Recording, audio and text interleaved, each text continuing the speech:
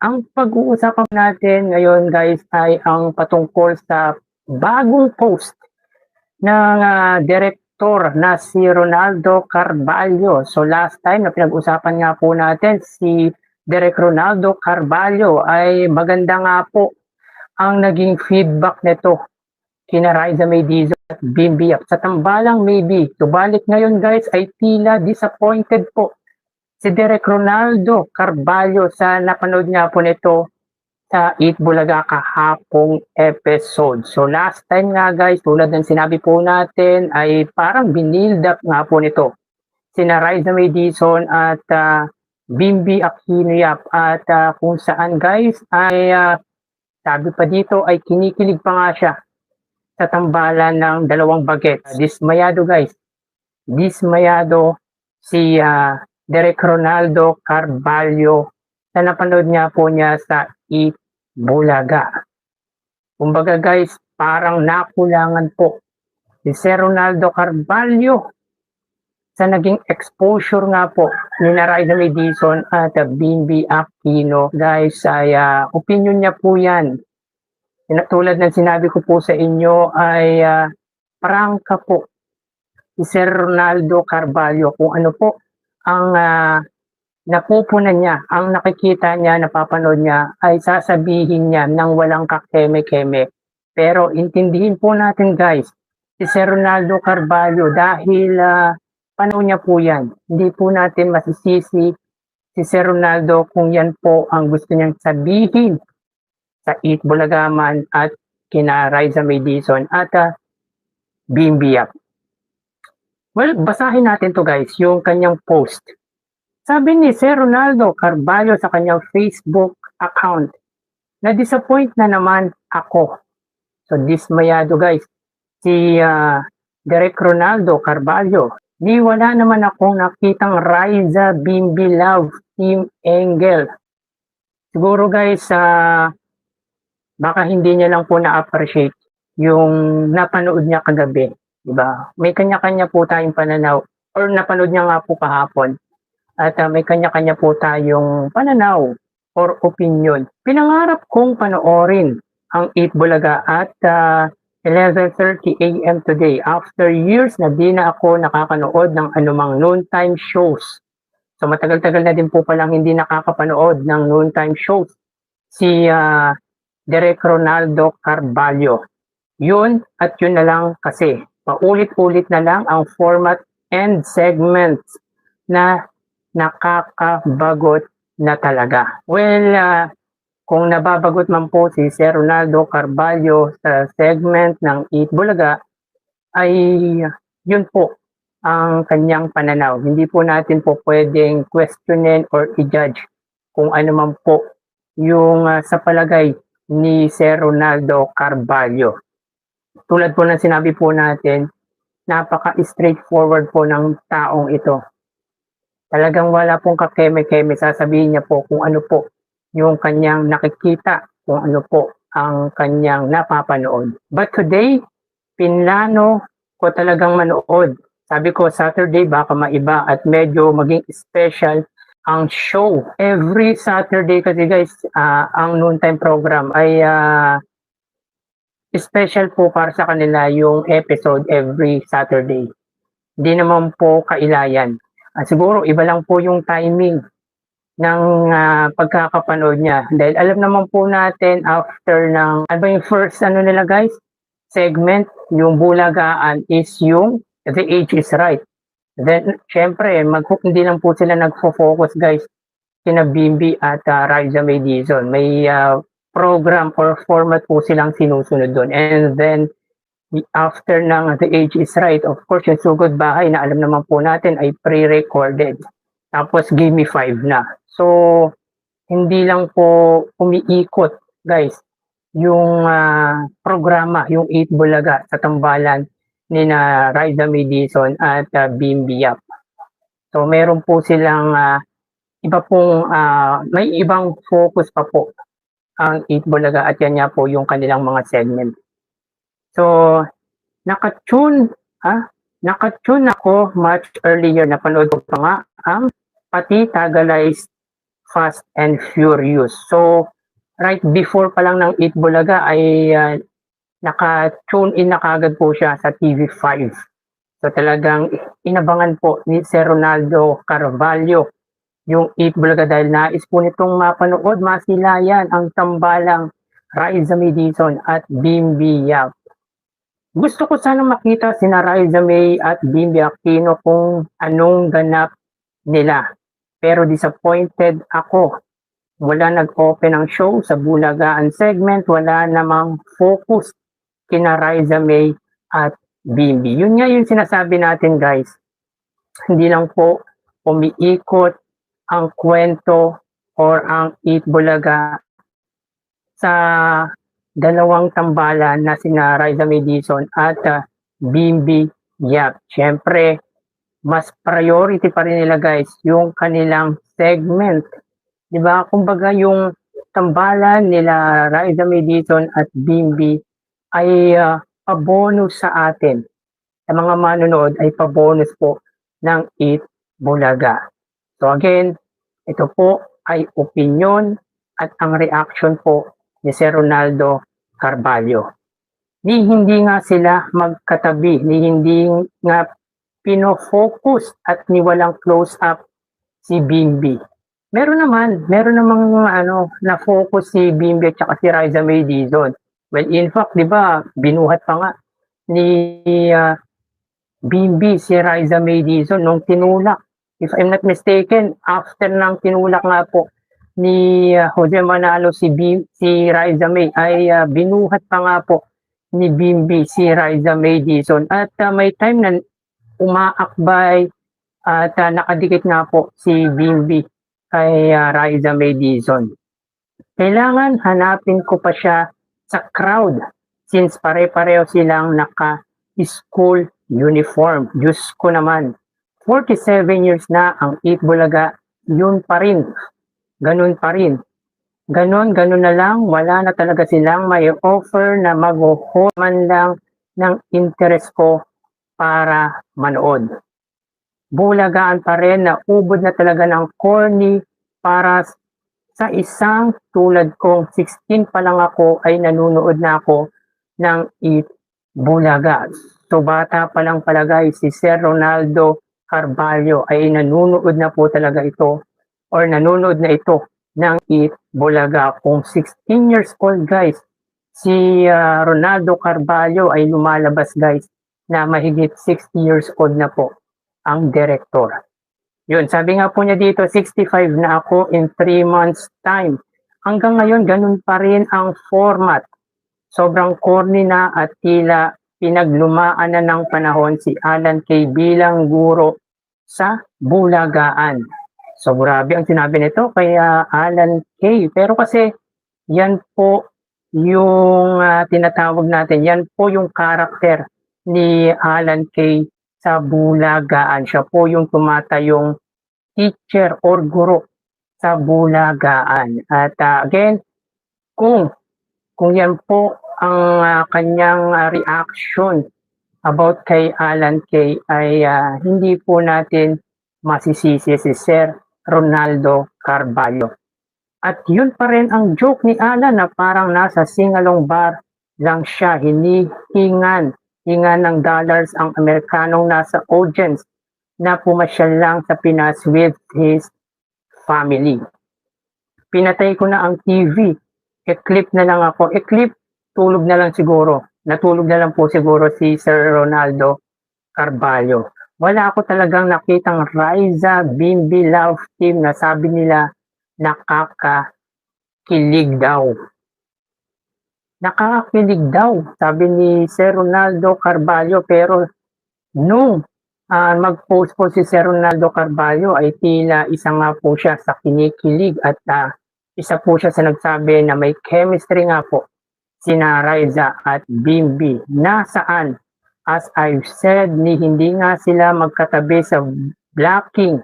Wala silang connect to each other, even eye contact. Wala. Paano kayo kinikilig? Pambihira naman. Na-disappoint at nasad talaga ako. Feeling ko na sayang lang ang oras ko sa paghihintay na mag 11:30 AM for Eat Bulaga. Well guys, hindi man po maganda yung sinabi ni Sir Ronaldo Carvalho sa napanood po niya sa Eat Bulaga kahapong episode dahil parang nakulangan si Sir Ronaldo Carvalho sa tambalan niya po sa exposure ng tambalang Raisa at BB. Pero tinitignan din po natin itong pampainit. Kumbaga guys, yung mga ganitong kritisismo ay nakakadagdag nga po sa kinang ng tambalang Raisa Madison at Bimby Aquinoya. Let's say, ito po ay constructive criticism. So, criticize niya ang Eat Bulaga siguro dahil gusto nito may mabago pa, may madagdag. Kumbaga guys, ay gusto nito makita, mapanood ang tambalang Raisa Madison at Bimby ng higit pa. Pero guys, ang Eat Bulaga po ay variety show. May mga format na kailangang i-priority. Hindi lang po nakafocus sa tambalang Raisa May at Bimby yung Eat Bulaga. Diba? Pero guys, tulad na sinabi ko, napaka very straightforward po nito. Prangka kung magsalita. Kung ano po ang nakikita, napapanood po nito, walang kakeme-kemeng, sasabihin po nito ang kanyang opinion, ang kanyang pananaw. At naiintindihan po natin si Sir Carvalho or si Direk Ronaldo Carvalho. At para sa akin guys, yung mga ganitong kritisismo, yung mga ganitong opinion ay nakakapagdagdag nga po ng excitement. Lalo pong mas kumikinang yung tambalang Raisa at Bimby. Pwede naman din po siyang mag-react sa binubuong tambalan ng It's Showtime tulad ng ni Jackie Gonzaga at ni Darren Espanto, pero mas pinili niya pong panoorin sina Raisa at Bimby. So, kung ano man po ang naging opinion ni Sir Ronaldo Carvalho ay intindihin natin guys. And yet, first time niya lang napanood muli ang Eat Bulaga. Di ba matagal-tagal na nga po siyang hindi nakapanood ng Eat Bulaga. Mahirap mag-judge guys kung isang beses mo lang mapapanood ang isang programa. At saka siguro hindi rin talaga prepare ni Sir Ronaldo Carvalho ang manood tulad niya po ng mga noontime program. Kasi iba po kasi yung genre na gusto ni Sir Ronaldo Carvalho. Pero syempre, ang mahalaga dito guys ay nag-spend po siya ng time para panoorin ang Eat Bulaga. Para makita kung ano ba talaga ang tunay na ganap sa pananghaliang programa ng Iconic Trio. Ito lumalabas dito guys yung expectation versus reality. So nag-expect siya ng more, pero yung lumabas po sa reality ay hindi po tulad ng inaasahan niya. Ang Eat Bulaga guys, variety show po yan, hindi po yan yung tipong teleserye na buong programa ay nakafocus sa dalawa, kina Raisa Madison at Bimby. So siguro respetuhin natin ang pananaw ni Sir Ronaldo Carvalho. Diba? Iba-iba po tayo ng opinion guys eh. Iba-iba po yung pananaw natin sa buhay. Diba? Kung ano yung pananaw mo, pwede kitang pakinggan, pwede kitang intindihin. Diba? Ganun lang naman yun. Iba-iba tayo ng opinion. Hindi tayo magkakatulad. Hindi sa isang episode lang natin masasabi na okay na yung isang love team or yung isang tambalan. Diba? Proseso yan guys. Yung chemistry guys, hindi isang beses lang makikita yan. Siyempre, marami munang episode na dapat gugulin ang tambalang Raisa Madison at Bimby para mas lalo pa pong lumago yung chemistry na meron sila. Nandun na po yung chemistry guys eh. Pero again, nagsisimula pa lang po sina Riza May Dizon at Bimbi Yap. At hindi lahat guys, hindi lahat ng kilig dapat magkatabi. Totoo yung guys, hindi lahat ng kilig ay dapat magkatabi. Minsan nga lang, kahit nasa malayo, pag nakita mo yung angulo nila, ay kikiligin ka na. Kasi minsan guys, may mga taong mabilis magsawa eh. Di ba? So siguro, isa sa dahilan kung bakit hindi masyadong nagpo-focus or pino-focusan ng Itbulaga ang dalawa ay para makaiwas na magsawa ang manonood or yung mga supporter ng tambalang Riza at Bimbi.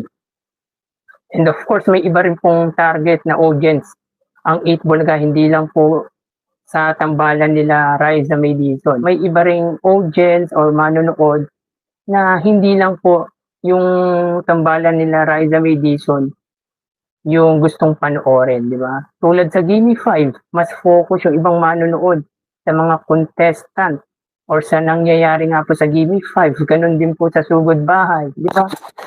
Iba-iba po talaga tayo ng opinion. Maganda guys yung unang post nito ni Sir Ronaldo Carvalho at talagang kinatuwa po natin. Pero ngayon guys, kahit medyo hindi po maganda ang sinabi ni Sir Ronaldo Carvalho ay titignan po natin yung pinaka-brighter side nito. Nakulangan siya guys eh.